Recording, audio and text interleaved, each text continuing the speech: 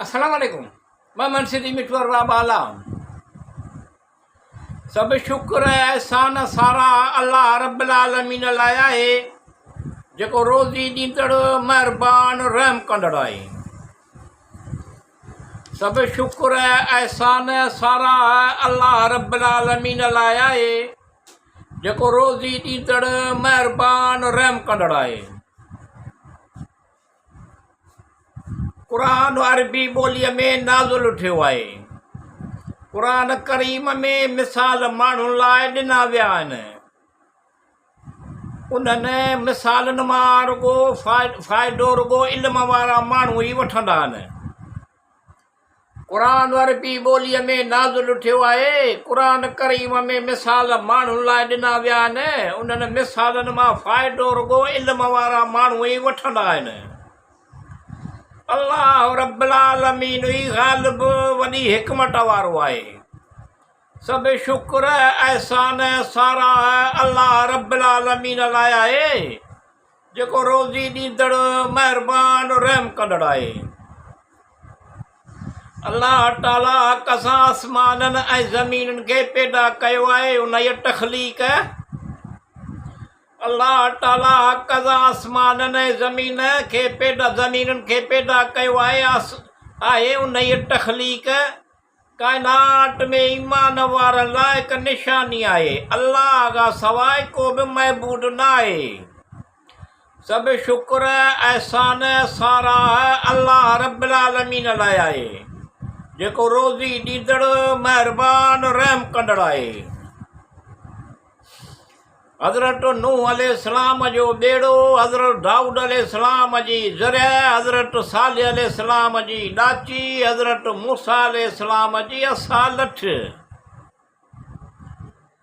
हज़रत नूह अलैहिस्सलाम जो ॿेड़ो, हज़रत दाऊद अलैहिस्सलाम जी ज़रिया, हज़रत सालिह अलैहिस्सलाम जी ॾाची, हज़रत मूसा अलैहिस्सलाम जी असालठ ऐं हज़रत ईसा अलैहिस्सलाम जी दस्तर ख़वान निशानियूं।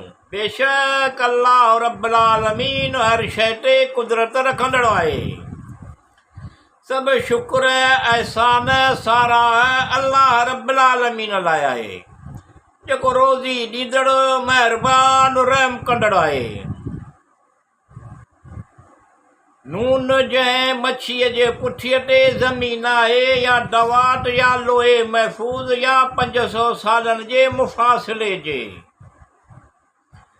नून जंहिं मच्छीअ जे पुठीअ ते ज़मीन आहे या दवात या लोह महफ़ूज़ या 500 सालनि जे मुफ़ासिले जे।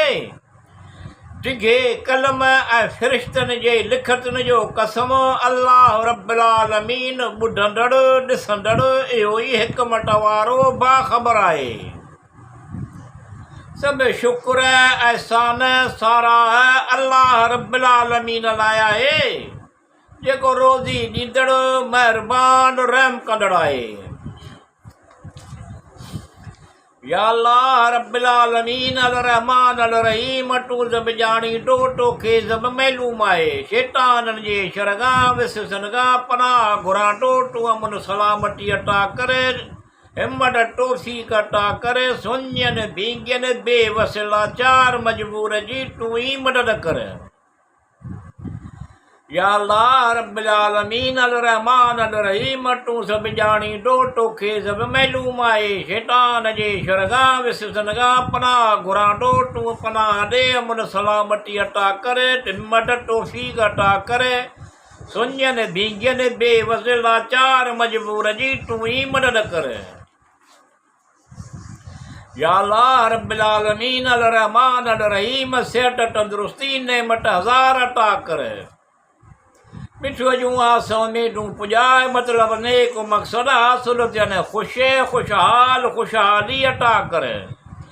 अल्लाह साईं कुशादगी रोज़ी बरकत रहमत सां अता कर। अल्लाह अल अलीम आहे। सब शुक्र एहसान सारा अल्लाह रब्बुल आलमीन लाइ आहे जेको रोज़ी ॾींदड़ महिरबान रहम कंदड़ आहे।